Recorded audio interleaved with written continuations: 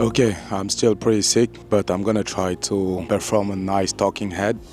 Welcome from a nice little park here in Paris. Today we are gonna talk about sound design, and during this day, I'm gonna bring you in my day. Yeah, just make you guys walk through the day with me. Before digging into all the tips and tricks that I have to talk about, I wanted to talk about like the importance of sound. A lot of people, when they make videos, they are not even making sound design. Like, just by starting making sound design, you're already way ahead of a lot of people. It's very important because half a video is sound. If you really take the time to actually work on your sound design and try to convey the emotion you want to convey to your viewer using sound, it's gonna take your videos to a completely different level. I've got some clients coming to me just because I posted a sound design video.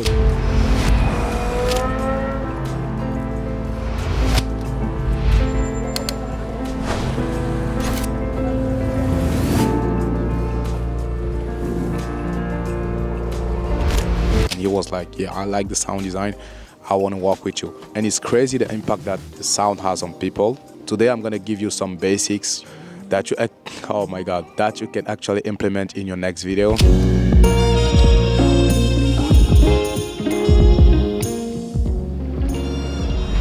So we're gonna start with the tip number one, which is not actually a tip. It's just like how do you organize your sound design, how I organize personally my sound design, which for me is very important because it can get very messy if you don't organize and you don't have like a couple of colors for each sections on how you actually gonna put all of this together. So the first thing I'm gonna work on is the ambient sound. So ambient sound is actually the background sound that you will hear. You want it to be not that loud but still noticeable. So actually right now I'm in a park. It's very chill, so I would just add that background noise, like just layering that so that people can feel the vibe. They can feel that they are here with me without like empowering the video, without like taking too much space in the video.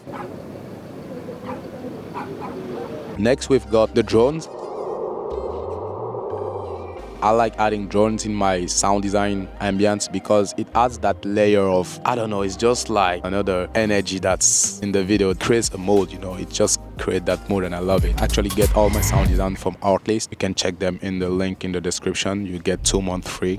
I like also working on my ambient sound by adding some effects on the sounds. So for example, if I want a pretty dramatic feeling, I will slow down sometimes some bird sound, and sometimes I will make some sounds like faster. For example, the riser, sometimes they're too slow to rise. I will just speed them up to have this more intense vibe in it. So after I've done all the ambient sounds, I'm gonna actually work on what's happening in the video. If there are people walking, I will add some footsteps in there. If there are people, I don't know, if you're eating, I will add some like the noise of the plates and stuff. And yeah, everything that's happening in the video, if there is an interesting motion, I can add some whooshes to just emphasize that motion. Last but not least, what I do in my sound design is to emphasize the pace of the video, is to emphasize the rhythm. For example, in some sequences, after I've ended the sequences, I can add a riser just to make sure that the sequence ends nicely. I like adding all the sounds to transition from sequences to sequences so that my video is not just like music and music. They actually make you understand the rhythm. Now we're getting into an intense sequence, I can add like an impact there. Now we're getting into a more chill sequence, I can add a riser.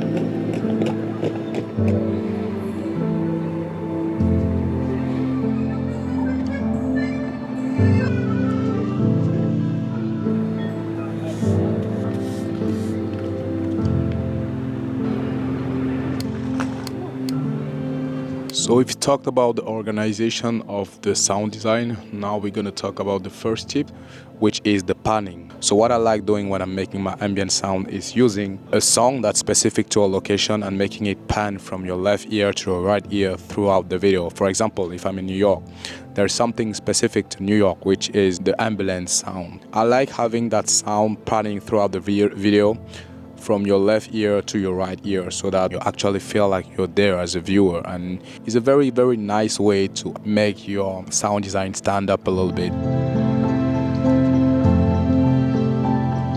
Another trick that I use to better my sound design is to use low pass filter, low pass and sometimes high pass, but now I mostly use low pass. So the thing with low pass is I'm gonna use them on my risers and on my impact to muffle them a little bit and make them less scratchy and less aggressive, you know. When I started actually making my sound design, I like them to be very intense and powerful, but now I want them to be a little bit more smooth. So what I'm gonna do is that I'm gonna add low pass on these impacts, risers, you know, and then I'm gonna make them muffle a little bit to make them more nicer to the ear. Tip number 3 will be using sound as transition. So most of the time I like using my sound to transition from one shot to another. I will use it, for example, in some cases, like if I have 2 shots of somebody walking, I have a wide shot of the person walking, and then I have a more close-up or medium shot of that same person walking. I will use the footsteps, you know, to actually transition from each shot to one shot to another, and it's very, very smooth because the sound of the footsteps is actually following from one shot to another. You'll get that feeling of it's one shot, and it's a great way to transition from one shot to another.